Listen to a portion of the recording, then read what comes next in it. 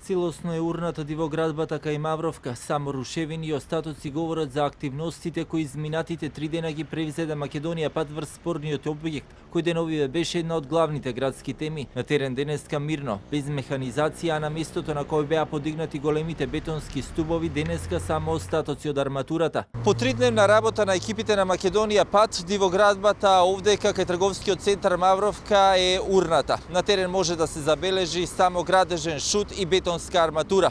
Активностите почнаа во средата, откако во вторникот владата донесе одлука за уривање на објектот.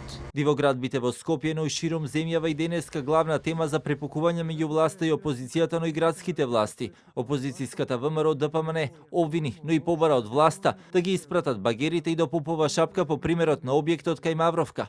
Еве прилика за популистите Зоран Заев и Али Ахмети по примерот на Мавровка да ги упатат багерите тука зад мене.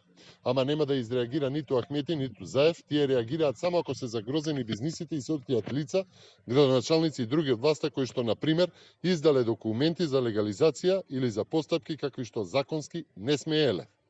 Мавровка во Скопје го покажува тоа дека постои голема веројатност целиот ефтин крими театар да сопре постапка во која што треба да одговараат градоначалници и други вмешани за злоупотреба и за туркање бесправна легализација. По прозивките на опозицијската ВМРО ДПМН на адреса на власта околу дивоградбите се огласи и заменикот председател на владата Артем Груби, кој како и досега и во неколку наврати повторно алармираше и обвини најголемата опозицијска партија, дека како што рече, дивоградба и терасата на партиското седиште на опозиционерите. Градоначалникот на град Скопје пак Петре Шилегов и денеска во изјава за медиумите посочи дека во градското подрачје има околу 140 на дивоградби, но сите тие не се под ингеренции на градот. Градот нема ингеренција за дивоградбите. Тоа на неколку пати го напоменувам. За жал нема ингеренција на дивоградбите.